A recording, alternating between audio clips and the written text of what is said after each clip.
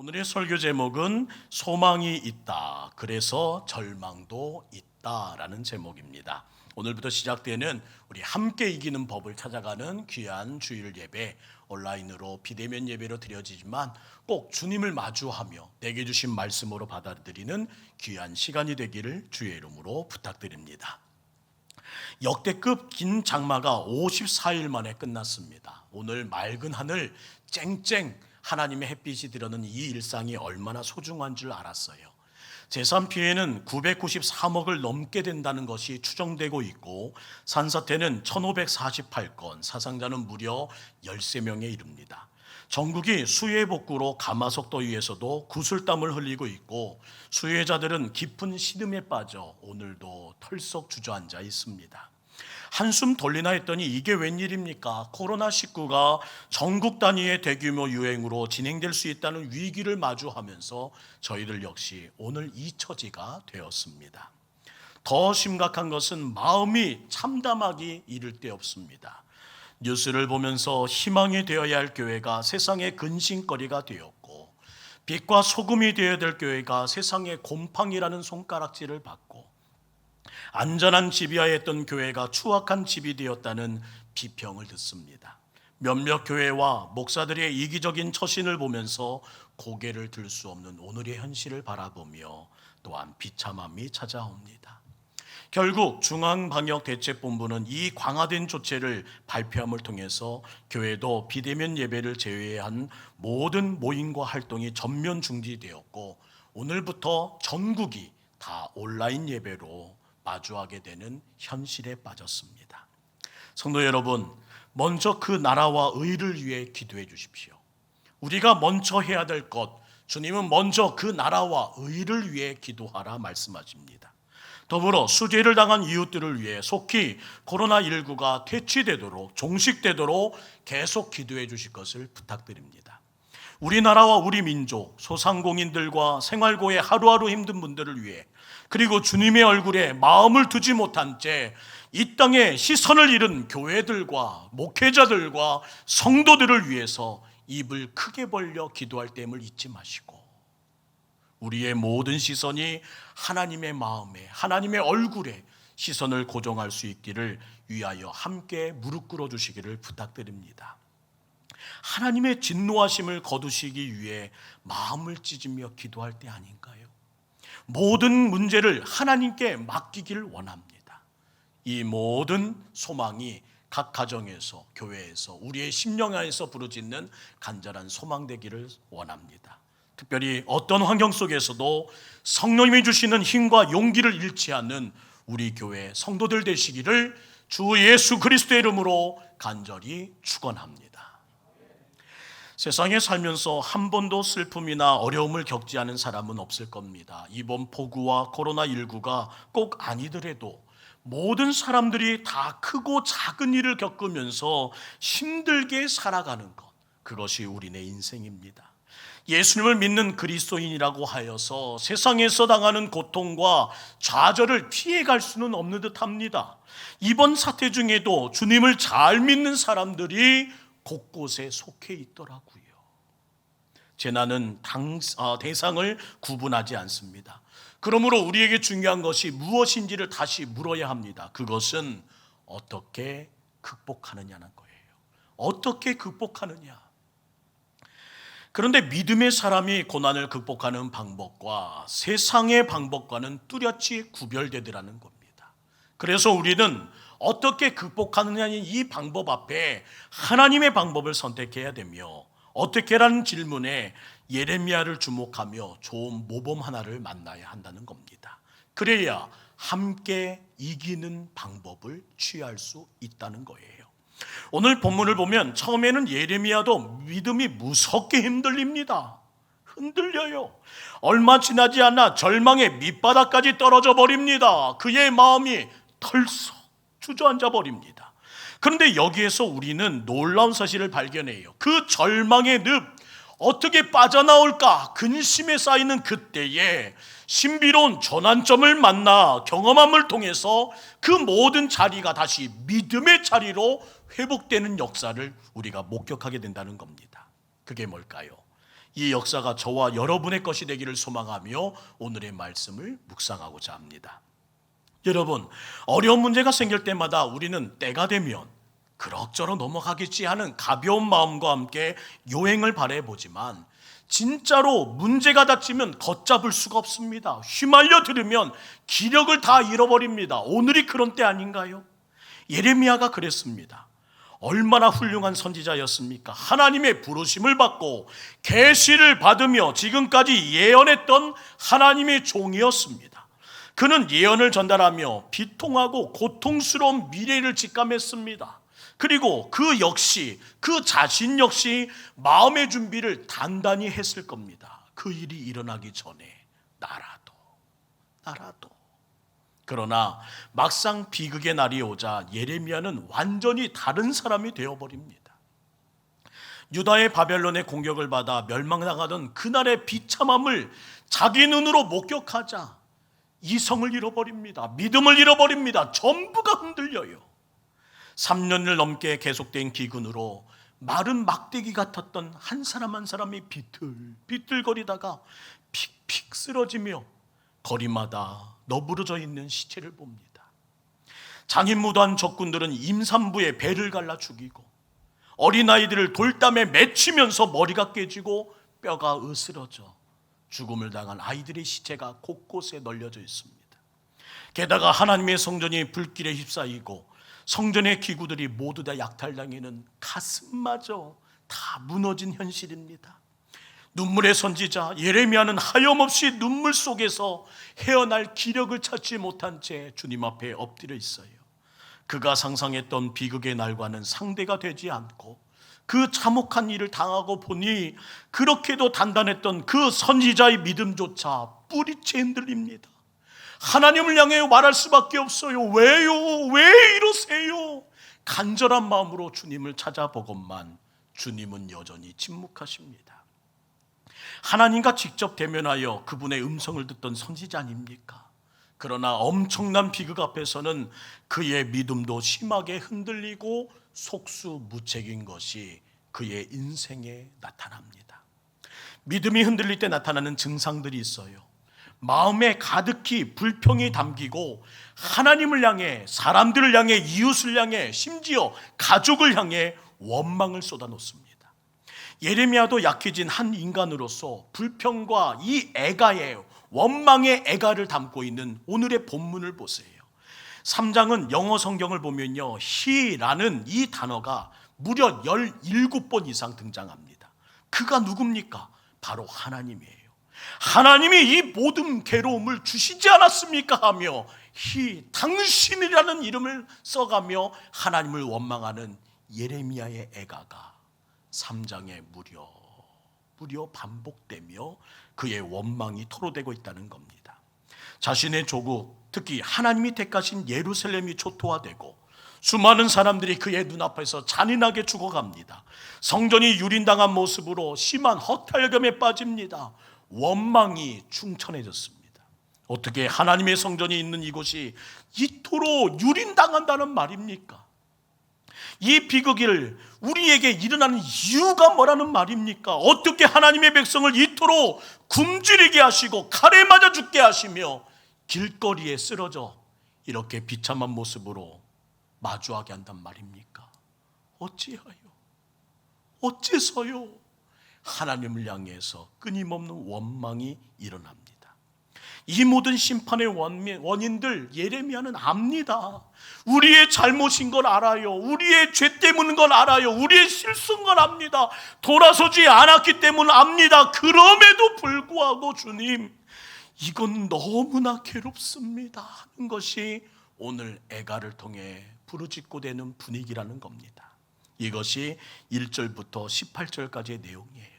전부 하나님 탓이요, 전부 하나님이 하신 일입니다 하는 원망으로 1절과 3절에는 종일 나를 분노의 배로 때리시는 이 하나님이고 나를 어둠에 가둔 자도 하나님이고 2절 곰과 사자 같은 맹수처럼 자기를 갈기갈기 찢은 것도 하나님이고 10절 11절 그 쓰디쓴 쑥물을 마시게 한 것도 하나님이고 15절 활을 당겨 내 허리에 화살을 맞춘 것도 하나님이고 13절 조약돌로 내 일을 부러뜨린 것도 하나님이고 16절 죄로 나를 덮으신 것도 하나님 아닙니까? 하며 원명하며 불평하는 그 소리가, 원망으로 가득 찬 그의 비명이 들립니다. 아! 어찌하면 이렇게까지 하십니까? 17절 말씀 볼까요? 그의 마음을 이렇게 표현합니다. 주께서 내 심령이 평강에서 멀리 떠나게 하셨도다. 주의 평강이 내게서 멀리 떠나버렸습니다. 하나님 때문에 이렇게 되었다고 생각하니 전부 다 하나님 때문이라고 생각이 밀려오니 하나님을 원망하게 되었고, 그 모든 순간에 찾아온 것은 결국 절망의 늪이었어요. 예레미야도 이 늪에 깊이 빠졌습니다. 그 결과 18절 말씀 함께 읽을까요? 시작. 스스로 이르기를 나의 힘과 여호와께 대한 내 소망이 끊어졌다 하였도다. 다 끝났습니다. 그의 마지막 희망마저 견디고 견뎌왔잖아요. 한 달, 두 달이면 될 줄 알았잖아요. 6개월이 넘었습니다. 반년이 넘었습니다. 이젠 하나님을 믿는 것도 소용없고 믿음도 필요 없어 보이고 이젠 다 소용없습니다. 끝이야. 끝났다고. 끝났어. 이 절망의 순간에 찾아온 불청객이 있더라는 거예요. 19절 말씀 볼까요? 고초와 재난 곧 쑥과 담즙을 기억하소서. 따라합시다. 기억. 그 모든 순간의 원망과 그 깊은 끝이라는 비명과 함께 또 하나의 불청객이 찾아왔는데 바로 기억이라는 거예요. 그것도 어떤 기억만? 나쁜 기억만. 그동안의 고초와 재난 곧 쑥과 담즙을 나는 똑똑히 기억합니다. 나는 절대로 잊지 못해요. 하나님이 하셨던 그 일을, 하나님이 말씀하셨던 그 일을 나는 절대 잊지 못합니다.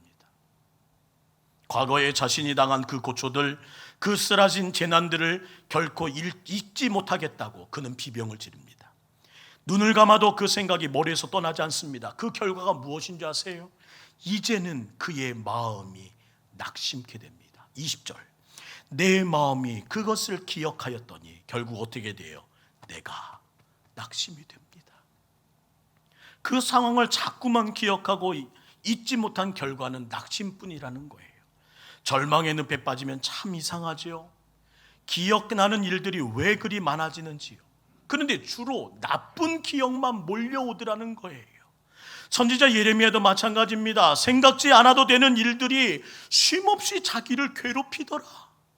잠시도 잊을 수 없도록 울적한 마음이 거듭거듭 그의 마음을 쥐어짜더라. 그의 모든 마음이 이제는 낙심이 되어 더 이상 기력이 없습니다. 사랑하는 성도 여러분, 기억이라는 탈을 쓴 마귀는 다시는 생각하고 싶지 않았던 사람들의 이름을, 사건들을 빽빽히 적은 파일을, 그 뭉치를 들고 나를 찾아옵니다.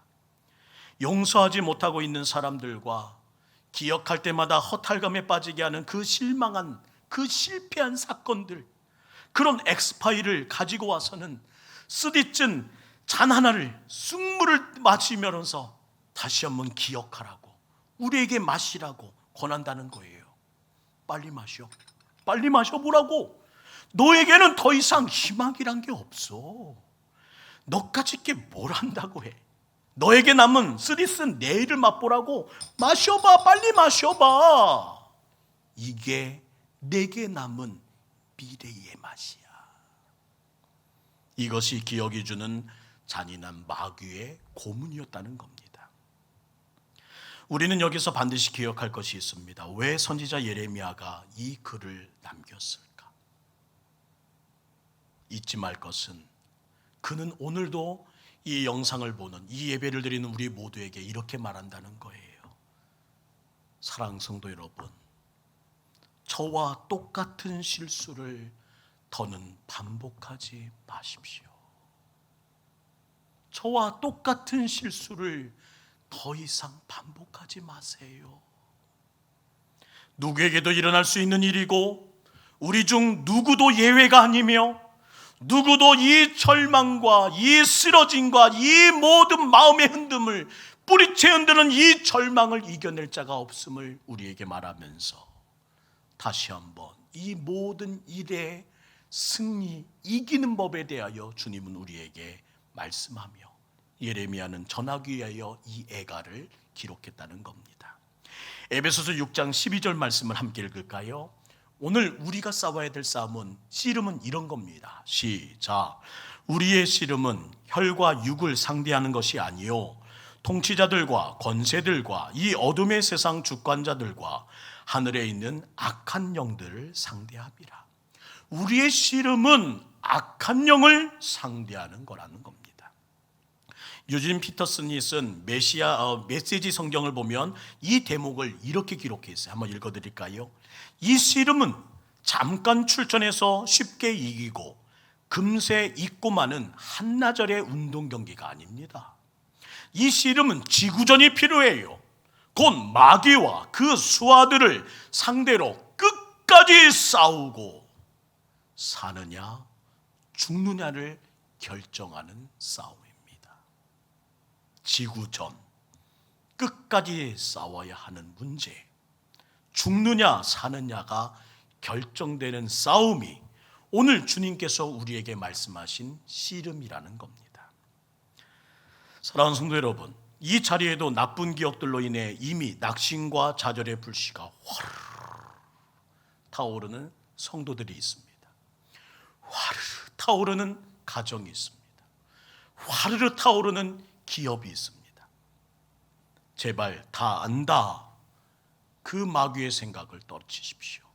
또 그 말 하느냐 하는 마귀의 음성을 뿌리치십시오. 고린도전서 10장 12절은 말씀하십니다. 그런즉 선줄로 생각하는 자는 넘어질까 조심하라. 자신의 신앙 경력, 풍부한 성경 지식, 교회 안에서의 어떤 직분, 사람들의 칭찬, 그것에 현혹되어 이길 것이라 착각해서는 안 됩니다. 그 어떤 것도 우리의 신앙이 흔들리지 않을 것이라고 보장해 주지 않는다는 겁니다. 그러면요, 오직 하나님의 은혜만이 나를 지킬 수 있다는 사실을 잊지 마시고 우리 모든 성도님들이 마지막까지 견디고 마지막까지 인내하며 힘을 내시기를 주의 이름으로 축원합니다. 혹시 나쁜 기억들이 자꾸만 떠오르십니까? 또 말씀드립니다. 기억하셔야 합니다. 그리고 기도하셔야 합니다. 기도의 불씨가 사르르 꺼져가는 징조라는 거예요. 나쁜 생각, 부정의 생각, 낙심, 불안, 그 모든 것은 기도의 불씨가 꺼지고 있다는 일임을 잊지 마시고 우리가 몸은 떨어져 있지만 각 가정에서 다시 한번 기도의 불을 지필 수 있기를 간절히 원합니다. 이 설교를 들으면서 혹 기도의 능력, 기도의 감격을 회복해야 될 절실한 필요성을 느끼시는 성도들도 계실 겁니다. 제발 부탁드립니다. 기도의 능력, 기도의 간격만 회복되면 아무리 더럽고 아무리 숨이 막히고 아무리 어려워도 넉넉히 이겨낼 수 있습니다. 마귀는 우리의 틈새를 놓치지 않고 나쁜 기억들을 그 틈새로 계속 스며들게 한다는 거예요. 자꾸 기억나게 하고 자꾸 그것을 주야로 묵상하게 함으로 이 마음이 더욱 낙심하게 되고 좌절하게 되고 두렵게 되고 또한 더 이상 일어설 수 없을 것처럼 다 기력이 쇠잔하게 한다는 겁니다. 이것이 마귀의 전략이에요. 여기에 속지 마시고 정신 바짝 차려야 하며 우리 교회만은, 우리 성도님만은 기도의 불을 다시 지필 수 있기를 간절히 원합니다. 영상 예배라고 정성을 다하지 못하고 주의 얼굴에 마음을 두지 못한 채 허수아비처럼 마른 눈으로 예배해서는 안 된다는 겁니다. 혼신을 다해 마음을 다해 예배하며 가정 안에서 깨어 오늘도 찬양 올려드릴 때는 전심으로 온 가족이 한마음 한뜻 되어 기도해야 된다는 거예요. 지금은 바로 그런 때입니다. 더불어 두려움이 찾아옵니다. 무서움이 찾아옵니다. 원망이 찾아옵니다. 내 힘으로 이길 수 없는 감정으로 우리의 모든 것이 뿌리채 흔들립니다. 그때 명하셔야 합니다. 나세렛 예수 그리스도의 이름으로 명하노니 물러가라, 떠나가라 선언하며 우리 안에 있는 모든 영적 전쟁, 영적 씨름 안에서 우리는 승리해야 된다는 사실입니다. 우리가 묵상할 것은 하나님의 말씀이지, 우리가 주야로 붙들어야 할 것은 하나님의 말씀이지, 이 세상에 눈에 보이는 것이 아니라는 것을 잊지 마시고 오늘부터 주님을 더 가까이 하십시오. 어디든지 예배의 자리로 만드십시오. 당장 말씀을 피고 읽기 시작하십시오. 기도가 안 되더라도 방석을 깔고 무릎을 꿇고 버티시는 여러분 되시기를 주의 이름으로 부탁드립니다. 소망이 있어요. 그래서 오늘 절망도 있다는 겁니다. 낙심에 빠져있던 예레미야는 그때 이렇게 다시 모든 시작을 선언하며 하나님 앞에 매달릴 때에 인생의 전환점이 찾아온다는 것을 우리에게 보여줍니다. 21절, 23절까지의 말씀을 한 목소리 읽겠습니다. 시작. 이것을 내가 내 마음에 담아두었더니 그것이 오히려 나의 소망이 되어서문 여호와의 인자와 긍휼이 무궁하심으로 우리가 진멸되지 아니함이니라. 이것들이 아침마다 새로우니 주의 성실하심이 크시도소이다. 예레미야 마음에 둔 것은 무엇입니까? 상황이 좋아졌습니까? 아닙니다. 여전히 암담하고 여전히 비참하고 눈에 보이는 것은 여전하게 아무 해결된 것이 없어요. 근데 어떻게? 그것은 그가 어려운 상황을 보면서 고통스러웠던 기억, 그리고 그 낙심에서 그치지 않고 한 걸음 더 나아가 그 상황을 주님의 시선으로 재해석하기 시작했다는 겁니다. 따라합시다. 주님의 시선으로 재해석하고 있다. 현재의 상황을 기억하면 낙심할 수밖에 없어요.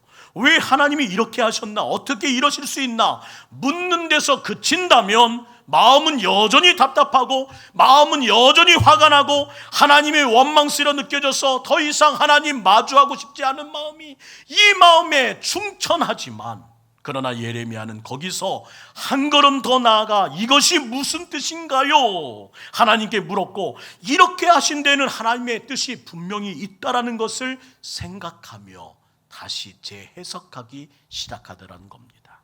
그러고 보니 하나님의 인자가 끝이 없음을 보이게 됐고 그의 자비가 무궁하다는 사실을 문득 깨닫게 되며 그 결과 그동안 통 보지 못하고 느끼지 못하고 발견하지 못했던 소망이 모락모락 그의 마음에서부터 일어나기 시작하더라는 거예요. 이전에는 아침마다 눈을 떠도 상황은 똑같고 여전히 미래가 보이지는 암담한 상황이었지만, 그래서 눈을 뜨기 싫었던 아침을 매일 반복했지만, 그러나 이제는 주님의 자비와 긍휼이 아침마다 새롭고 그 크신 성실하심을 고백하는 하루하루의 바뀐 하루를 만나게 되더라는 겁니다. 이어서 그는 믿음의 선언을 이어갑니다.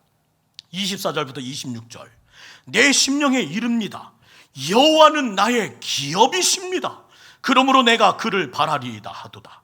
기다리는 자들에게나 구하는 영혼들에게 여호와는 선하시다. 사람이 여호와의 구원을 바라고 잠잠히 기다림이 어떻다고요? 좋도다. 잠잠히 기다림이 참 좋구나. 그의 마음을 하나님의 거룩한 붙드심으로 이끌어 갔더니 기다림 역시 좋게 여겨지더라는 거예요. 이어지는 그의 고백을 더 볼까요? 32절부터 33절 함께 읽습니다. 시작. 그가 비록 근심하게 하시나 그의 풍부한 인자심에 따라 긍휼히 여기실 것입니다. 주께서 인생으로 고생하게 하시며 낙심하게 하심은 무엇이 아니라고요? 본심이 아니시니라. 하나님의 본심 그렇지 않다는 거예요. 처음에는 하나님 때문이라며 왜 라는 것을 외쳤던 그가 이제야 발견했대요. 이게 다 하나님의 본심이 아니구나. 어떻게 이렇게 바뀌었을까요? 21절을 다시 봅시다. 내 마음에 담아두었더니. 그렇습니다. 마음에 무엇을 담아두느냐에 따라서 인생의 마음이, 인생의 방향이, 인생의 결정이 바뀐다는 거예요. 이 자리에 있는 청년들에게 권합니다. 여러분의 마음에 지금 무엇을 담고 있는지를 확인하셔야 합니다. 성도들에게 권합니다. 내 마음에 무엇을 담고 있는지 확인하셔야 합니다. 주님과의 추억으로 채워갔더니, 주님과의 이전의 생각으로 내 마음을 담아갔더니 이제는 믿음의 눈으로 재해석되어 이게 하나님의 본심이 아닌 것을 알았고, 이 또한 기다리는 것이 또한 참 좋게 느껴진다는 것이 예레미야의 역전의 고백이라는 거예요. 19절에 20절, 그 기억은 부정적인 생각들 뿐이었지만 마귀가 계속 생각나게 했던 그 나쁜 기억들에서 멈추지 않고 21절 말씀처럼 주님과의 추억으로 내 마음을 채워 틈새가 없게 하였더니 좋은 생각들만 채워져 가더라. 절망의 늪에서 등을 돌리니 그때부터 소망의 샘이 콸콸콸콸 시작되더라는 것이 예레미야 애가의 마지막 결론이라는 겁니다. 사랑하는 성도 여러분, 오늘 우리에게 닥친 이 어려움을 어떻게 해결하시겠습니까? 이 답답한 마음을 어떻게 풀어가시겠어요? 이때 그리스도에게 필요한 것은 이 고통스러운 현실 때문에 괴로워하고 낙심하고 원망하는 것이 아니라 거기서 한 걸음 더 나아가 이 상황을 하나님의 시선으로 재해석해야 된다는 겁니다. 다시 말해 이 안에 숨어 계신 하나님의 뜻을 보여주시고자 하는 하나님의 마음을 캐치해야 된다는 거예요. 소망이 있다. 그래서 절망도 있는 거야. 이것이 전부가 아니야. 뭔가 있어. 분명히 주님이 지금 우리에게, 우리 교회에게, 우리 한 사람 한 사람에게 알리고자 하시는 것이 있어. 따라합시다. 소망이 있다. 그래서 절망도 있다. 가장 좋은 악기는요, 산꼭대기에서 모진 풍파를 견뎌낸 나무를 잘라 만든다고 해요. 그래야 재질이 단단하고 그윽한 소리를 낼 수 있는 좋은 악기가 된답니다. 의학계에 크게 공헌한 606호 페르실리는요, 605번의 쓰라린 실패 뒤에 찾은 성공의 이름이었습니다. 순도 99.9%의 금이 나오기까지는 광산에서 캐낸 광석을 잘게 부숴야 하고 씻어야 하고 끓이는 과정을 수없이 반복해야 되는 거래요. 그렇게 수많은 고통을 겪어내야 될 그때에 비로소 순금, 황금이 나타난다고 합니다. 영국 경언이지요. 이 경언을 기억합시다. 찬란한 바다에서는 좋은 뱃사공이 만들어지지 않는데요. 지금 우리에게는 생각지도 못한 힘든 일과 고민들이 참 많아졌습니다. 그러나 우리는 이 고통 중에 소망을 발견할 줄 아는 믿음의 사람이 되어야 할 것입니다. 아무리 상황이 힘들더라도 주님의 끝없는 사랑, 아침마다 새롭게 다가오시는 자비하심을 늘 맛보게 하셨던 주님과의 추억으로 내 마음의 틈새를 채워나갈 때에 주의 성실을 날마다 예배하는 우리가 될 수 있음을 잊지 마시고, 소망이 있기에, 그래서 오늘 절망도 있다는 사실을 잊지 마시고 버텨내시고 이겨내는 여러분 되시기를 주의 이름으로 축원합니다. 눈에 보이는 현실 보지 말고 오늘부터 우리 주님 바라봅시다. 슬픈 마음 있고 무서운 마음 있고 언제 끝날지 모르는 두려움이 있지만, 그러나 우리 원망의 틈새, 절망의 틈새를 하나님의 거룩한 은혜로 채워나갈 수 있기를 간절히 소망하며 오늘 이 찬양 한 곡을 불러드리고 싶은데요.